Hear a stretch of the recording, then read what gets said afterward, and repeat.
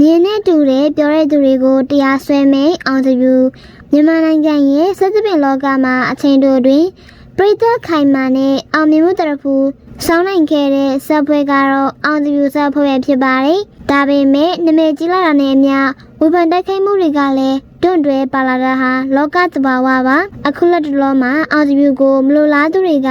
ဂုံတိခါကြစီအောင်လို့ရွေကျဲရှိရှိနဲ့အမျိုးမျိုးတိုက်ခိုက်လာကြပါတယ်။အထူးသဖြင့်အောင်တပြူကိုမြင်းနဲ့တူရဲဆိုပြီးတော့ရုပ်ပိုင်ဆိုင်ရာပုံဖြတ်လောင်ပြောင်တာအတမ်းမကောင်းမှုဆိုပြီးတော့အပြစ်ရှာတာတွေပြင်တခြားနာမည်ကြီးမင်းသားတွေနဲ့ပါရန်တိုက်ပေးပြီးတော့တွေးခွဲတဲ့လောက်ရက်တွေကိုမှအွန်လိုင်းပေါ်မှာတည်တည်သားတွေ့လိုက်ရပါတယ်ဒီလိုချင်းတွေဆူရလာတဲ့ပေါ်မှာ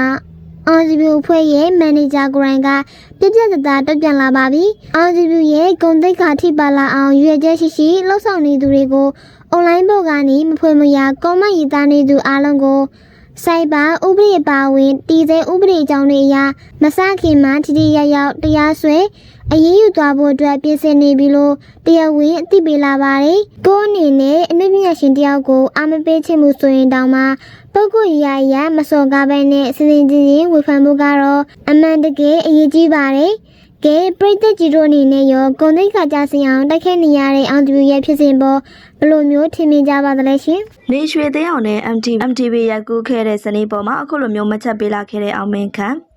လူတယောက်ကိုချစ်တယ်ဆိုတာသူ့ရဲ့လက်ရှိပြစ္ဆုတ်ပံကိုပဲချစ်နေရုံနဲ့မလုံလောက်ပါဘူး။သူ့ရဲ့အတိတ်သူ့ရဲ့ဖြတ်သန်းမှုနဲ့သူ့ရဲ့ပင်ကိုရေးချင်းတွေကိုပါလက်ခံနိုင်စွမ်းရှိမှအချစ်စစ်လို့ခေါ်ကြပါတယ်။အခုဆိုရင်တော့အမေရိကန်ကနေမြန်မာပြည်ကိုပြန်လည်ရောက်ရှိလာတဲ့မင်းသားကျော်အောင်မင်းခန့်ကတော့သူ့ရဲ့ဇနီးတဲ့ခရစ်စတူနဲ့အတူပြောခဲ့တဲ့မှတ်ချက်လေးတစ်ခုကြောင့်ကြီးကြီးတင်းခံနေရတာပါလက်ရှိချိန်မှာတော့အောင်မင်းခန့်တော်မိသားစုလေးရဲ့ပုံရိပ်လေးတွေကတော့ဆိုရှယ်မီဒီယာပေါ်မှာပြန့်နှံ့လာခဲ့ပြီးတော့အထူးသဖြင့်ဇနီးတဲ့ခရစ်စတူနဲ့ထူးခြားတဲ့အလားတရားတွေကပရိသတ်တွေကိုဆွဲဆောင်ထားစေလည်းဖြစ်ပါတယ်ကလေးတယောက်အမေလိုတောင်မှမထင်ရလောက်အောင်နှုတ်ပြိုလန်းဆန်းနေတာကြောင့်မင်းသမီးလှုပ်တဲ့နယ်လို့လည်းပရိသတ်တွေကတော့အားပေးခဲ့ကြတာပါတန်တဲ့စာမျက်နှာပေါ်မှာဗီဒီယိုဟောင်းလေးတစ်ခုကပြန်လဲတက်လာခဲ့ပါတယ်အဲ့ဗီဒီယိုထဲမှာတော့လွန်ခဲ့တဲ့နှစ်တော်ကြာကခရစ်စတူပါဝင်ထားတဲ့သရုပ်ဆောင်ထားတဲ့ဗီဒီယိုလေးတစ်ခုပါထူးခြားတာကတော့သူနဲ့တွဲဖက်သရုပ်ဆောင်ထားတဲ့မင်းသားနေရာကတော့လူပုဂ္ဂိုလ်ပါပဲတခြားလူတော့မဟုတ်ပါဘူးမြန်မာနိုင်ငံရဲ့ထိပ်တန်း VIP မြင့်ဖြစ်သူနေရွှေသွေးရောက်မဲ့ဖြစ်ပါတယ်ကမ္ဘာကျော်ဆိုတော့အေဂရီဇေယာရဲ့ပလိတ်တချင်းကိုလက်တီဆိုရမှာပုံဖော်ထားတာဖြစ်ပြီးတော့ဗီဒီယိုထဲမှာတော့သူတို့နှစ်ယောက်ရဲ့သရုပ်ဆောင်ချက်တွေကတကယ်ကိုမှပြင်းလွန်နေခဲ့တာပါ။ကြည်နူးစရာကောင်းတဲ့စည်ရင်းတွေနဲ့ romantic ဆန်ဆန်အကြည့်တွေ